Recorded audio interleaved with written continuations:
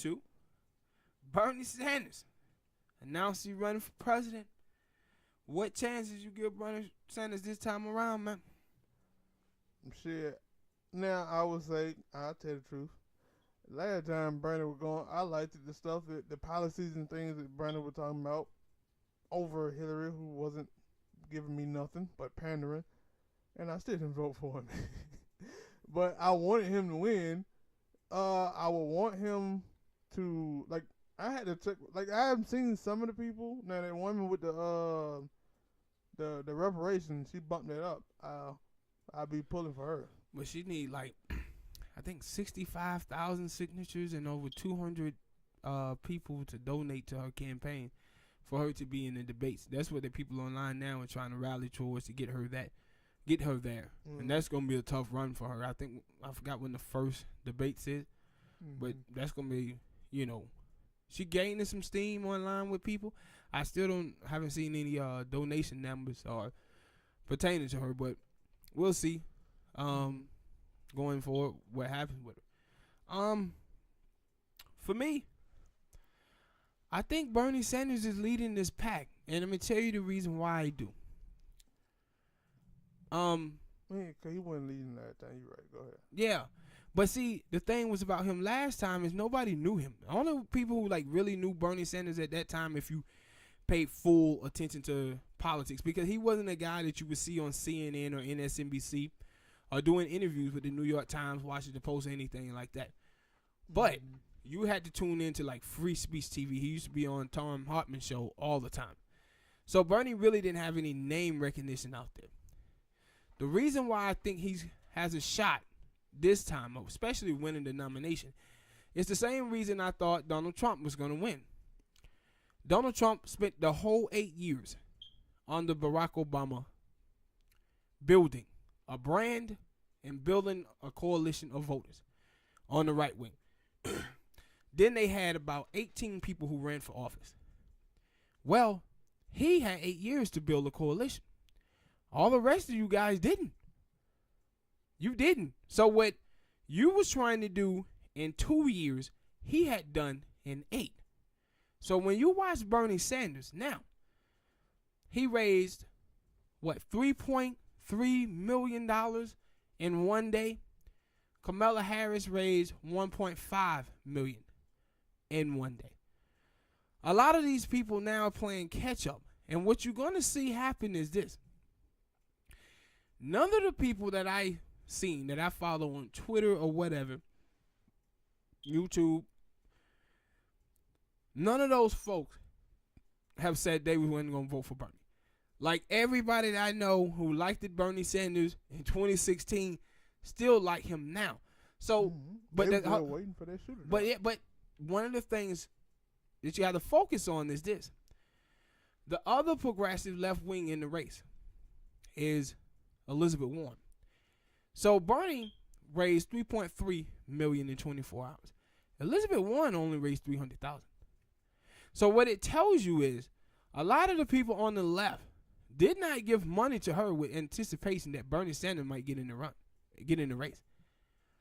But with all of these candidates that's in the race now, there's a bunch of them.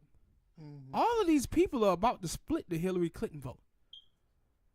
All of them are about to split the Hillary Clinton vote. Kamala Harris, Cory Booker, Christine Gillibrand, Amy Klobuchar, Tulsi Gabbard, all of them. And then if get in this race, it's going to be even more of that. Biden. With Joe Biden and Beto O'Rourke. So if all of those cats get in that race, they all are going to split the Hillary Clinton vote. And therefore, Bernie, he has his coalition already intact. And I said this, I'm going to make a prediction.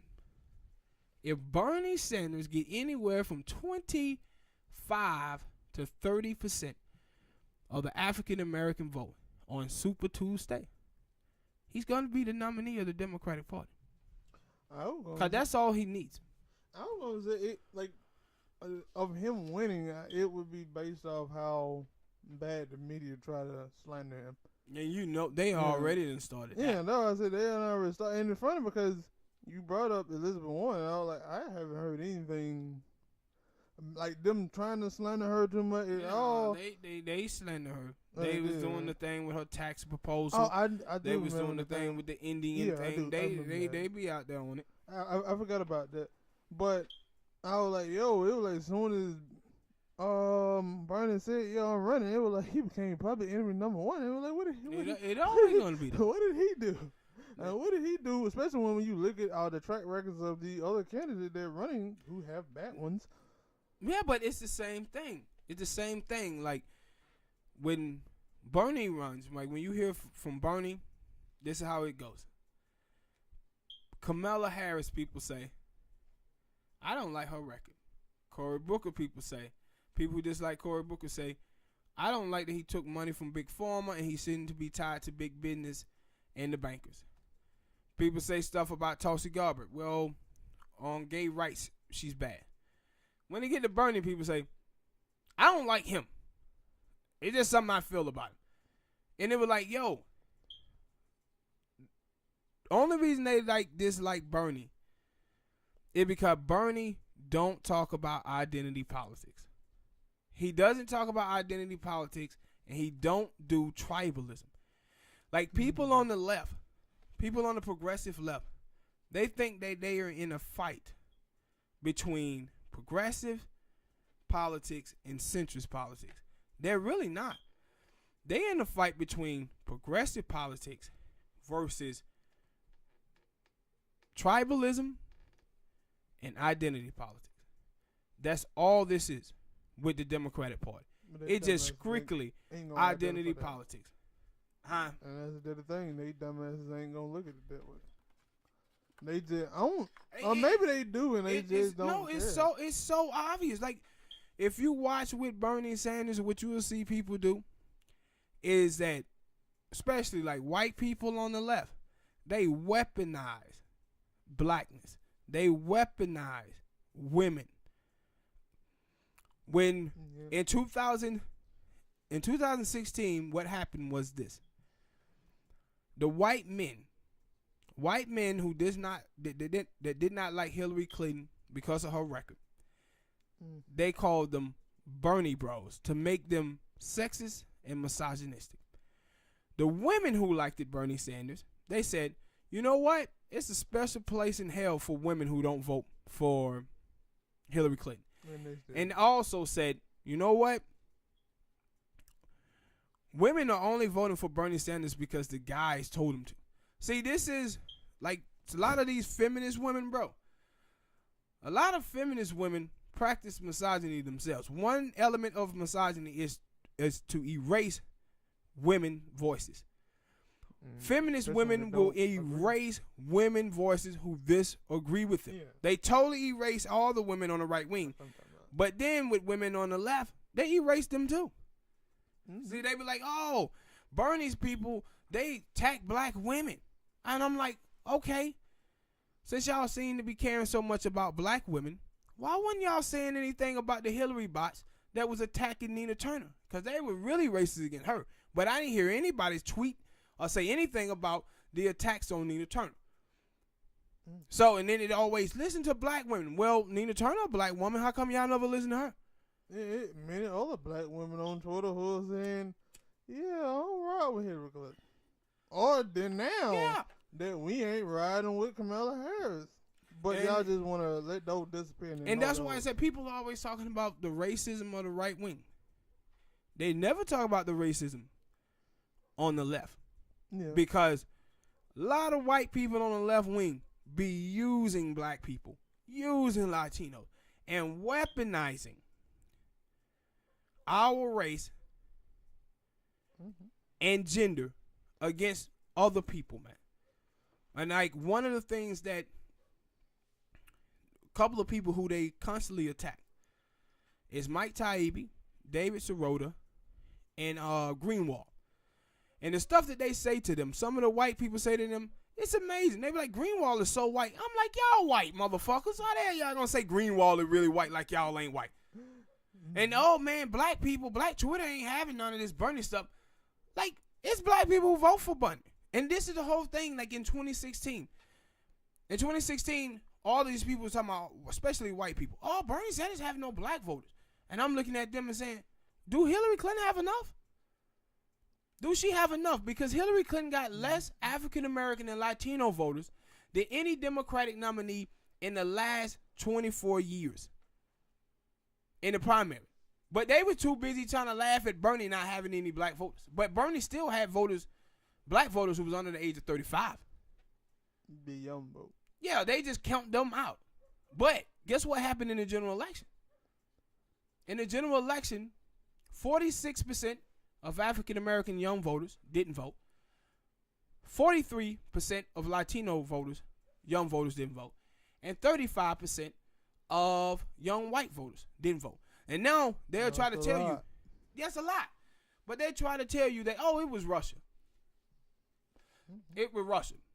Now, well, in 2010, blacks and Latinos didn't vote. 2012, Barack Obama lost 4.5 million voters. A third of it was African American. 2014, African American didn't vote. Was Russia playing a role in those elections too?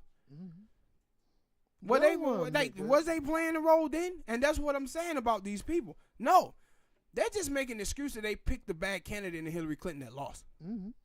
That's what they're mad at. And so many people was out here telling them this. And like, now I see them motherfuckers, that's just arrogant and say, we know it right.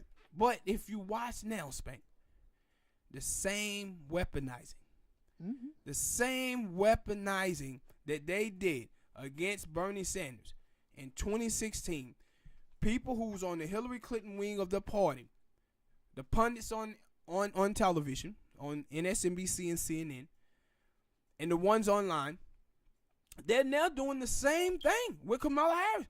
They weaponizing her gender. They sit up here talking about, man, these people are sexist. Black men are sexist. No, black men are focusing on her record. Focusing on their record. I said the same thing that they did to white males, calling them Bernie bros. Now they done it with Kamala Harris and black men now.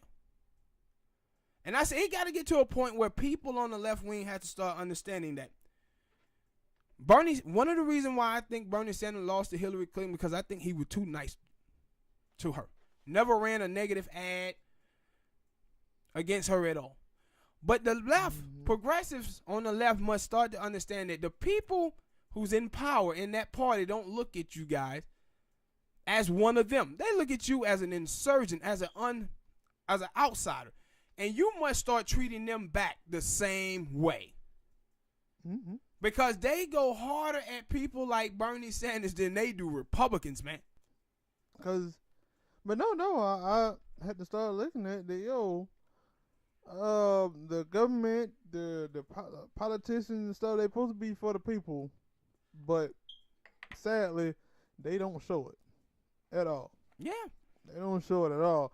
They base the thing is, we know what's better. We know we say that, we want, black people say we want reparations. They say, no, you don't. We know what you want.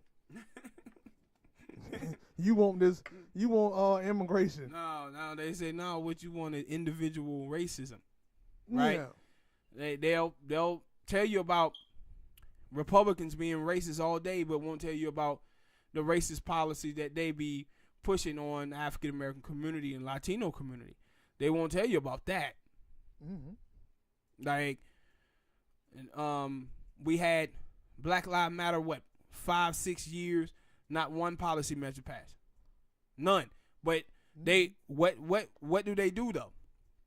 They shift the blame away from politicians to police officers. The problem we have in this country is that we have been conditioned to always blame people and never blame capital and never blame government. That's what we do.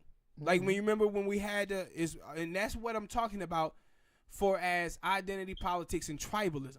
We had the video that came out with the young black girl at McDonald's, and the white dude grabbed her by the throat, and she started punching the dude. When you listen to people on the left and the right, you see the problem with American politics. The people on the left is talking about whether the white man is racist. Feminist women are talking about why the guys in the behind didn't help them. Conservatives are saying, no, you can't say that man is racist, you don't know. Nobody is saying, where's the security guard? Mm-hmm. How come McDonald's don't have a security guard? Hell no, them damn stores don't have. No, that's what I'm saying. See, guard. You can watch television and you see people rob Chevrons, Exxons, places like that all the time. But what you don't see is people robbing banks all the time. And the reason why you don't see that is because they got cameras everywhere. And then they have security guards. And then if you happen to get away, they put little ink bags in the money so it explodes. They protect capital. But you can go out right now in America at 2 in the morning and walk into a Chevron and it's a goddamn 19, 20-year-old girl in there by herself. Mm-hmm. Because they do not give a damn about low-wage workers. I never thought about that. Like, I have thought about that about some places that, the places that don't have, like, metal detectors. Yeah. And I was like, yo, if y'all got robbed, it would be real easy because somebody can just pick up something and walk right out and nothing would go off. And then if they brought a weapon in, it wouldn't go off. But I never thought about that about Burger King and all the other places that don't have no type of security. Security. Because they low-wage workers. Now, they might have a camera and that's it. But that's what we as Americans have been conditioned as. Like, when you start talking about welfare in America, food stamps, right?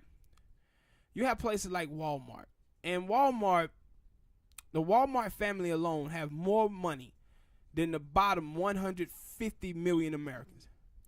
Walmart costs, I think it's like $42 billion.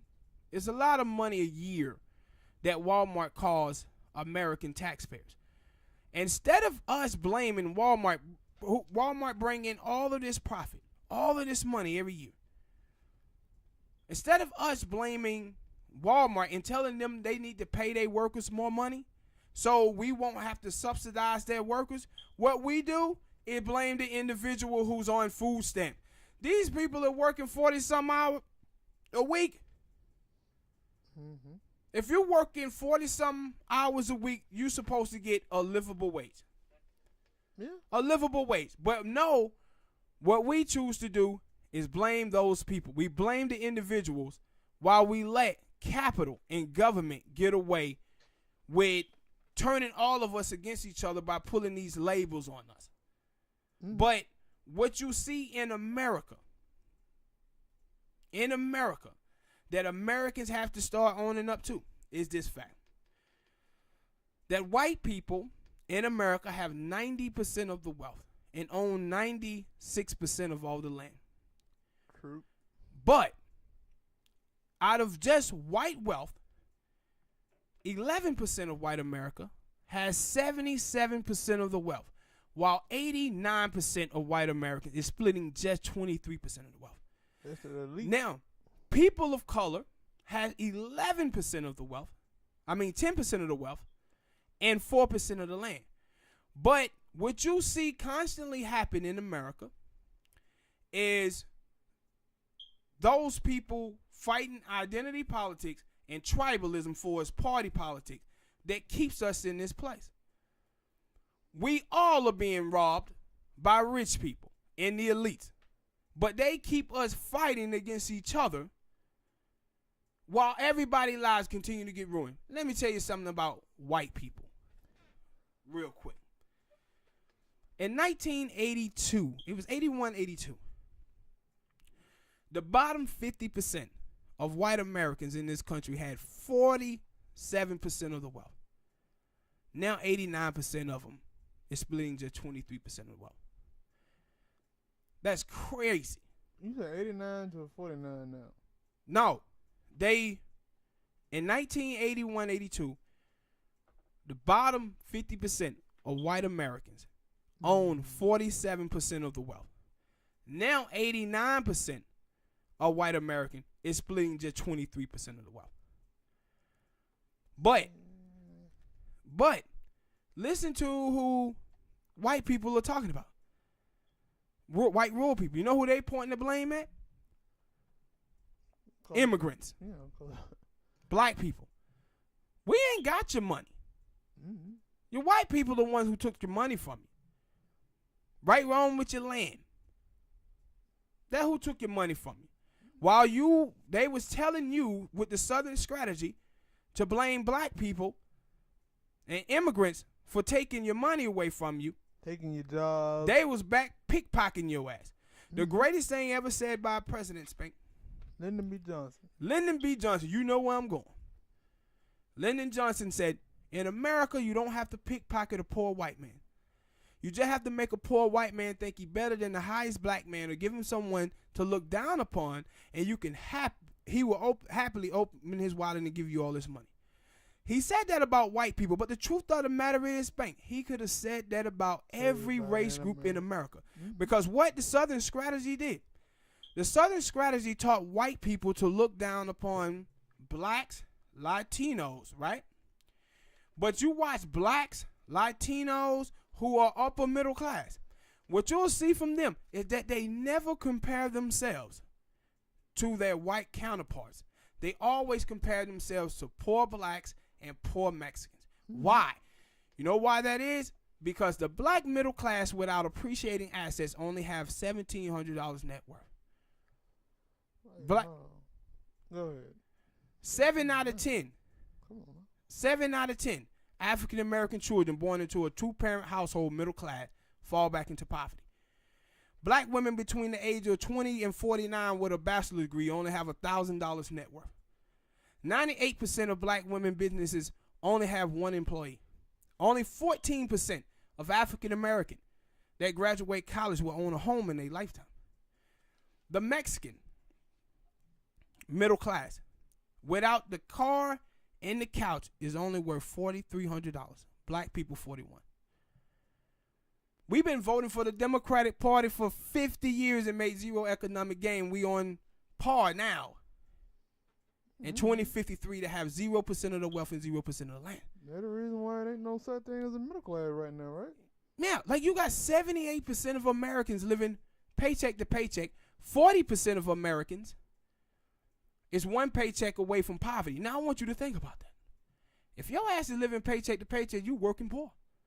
You see, they're now telling us that you middle class status by salary. Salary means nothing. We're talking about wealth. If you don't have enough money to put in the bank and save, then you're not middle class. And this is what the problem is with blacks and Latinos. Blacks and Latinos in this country have middle class cars, middle class homes, and poor people bank accounts. And the difference between blacks and Mexicans is blacks and Mexicans were made the permanent underclass in the 1930s with the New Deal when they was held out of it. Right? Mm-hmm. So white people, they have inheritance. 65% of all the wealth in America is inherited. So the money just keep falling generation after generation to groups, to white people. That's the thing that makes them different. So white people may own their homes, but they have no money in the bank. And the elites have done this. They have robbed us. Like blacks and Mexicans and Latinos never had nothing, but they've been robbing white people since 1982. But how they do this is by having us fight against each other on identity politics. But the problem is the left wing today, a huge portion of the left wing, is nothing but tribalism. Nothing but identity politics. And it's hurting the country badly, bro. Mm-hmm. But that was, I guess it's a good thing of people actually finally waking up to this and trying to do something. Some, not all. Some. Some are still, they like to claim that. That's why I say I hate that word of being woke, because these niggas are sleepwalking. Still sleep. That's why black people, we woke. You got up, but you still Y'all asleep. voted for Bernie. Y'all voted for Hillary Clinton over Bernie Sanders. Y'all ain't woke. You still sleep. Mm-hmm.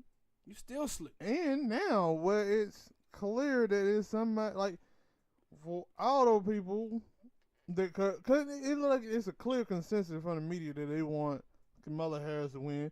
And it like, yo, it's clear from her track record for not just black men but black people in general. That she ain't done nothing good for you, and Not just black people, right?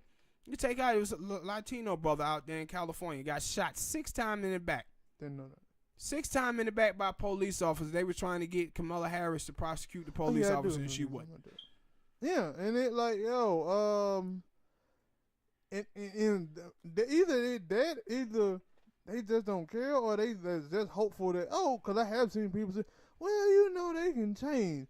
No. See, when people hit you with that bullshit, these people can change. What they basically trying to tell you, Spank, is listen, man, we want to vote for her because she a black woman.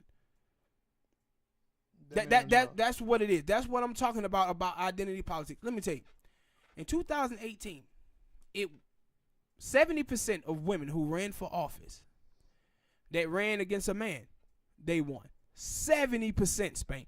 That lets you know it's a lot of women out here just going out here voting for ovaries, man.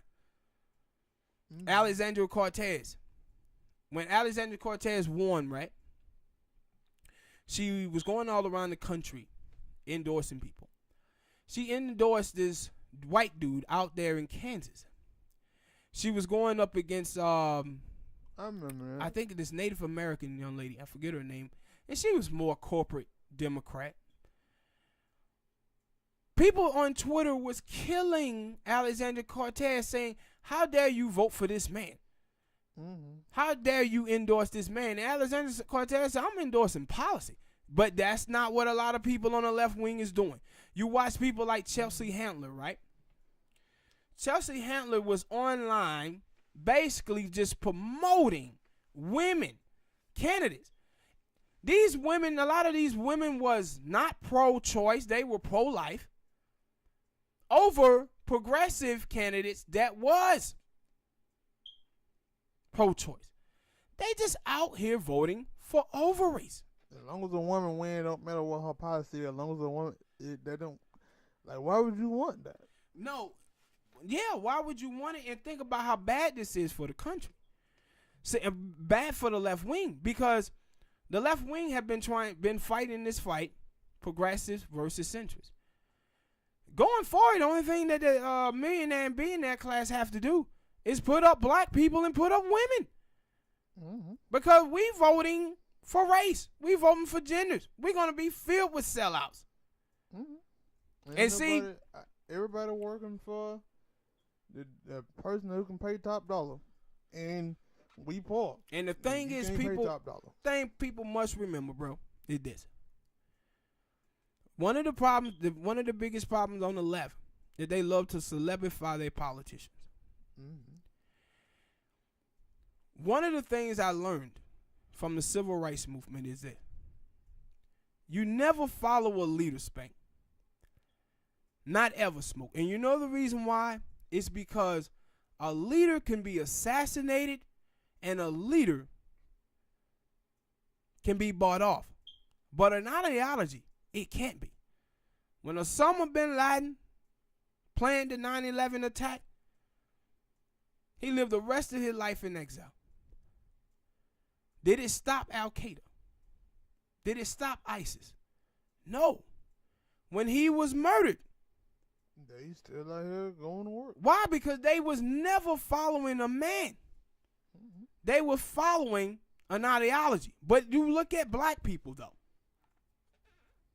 And what you see is that black people was following a man. When Martin Luther King Jr. was assassinated, the civil rights movement died. Yep. When Martin Luther King Jr. was his last days, he was fighting the Poor People campaign. Martin Luther King Jr. once said, he said, I come to the realization that the white moderate in America is the biggest obstacle in the way of the freedom of the Negro, because they too busy focused on order and not focused on justice. Then he said, in America, if America ever going to get truthful about the plight of the Negro, you're talking about billions and billions of dollars. He said, in America, that get tricky because now you're talking about capitalism. But he said, if America ever going to get truthful about the plight of the Negro in America, You're talking about America accepting a type of democratic socialist system. Now, I want you to ask yourself a question. For the last 50 years, have we been voting for people like that? No. We've been voting for the very white moderates that Martin Luther King Jr. warned us about. Mm-hmm. And that's why we haven't made any economic gain in 50 years.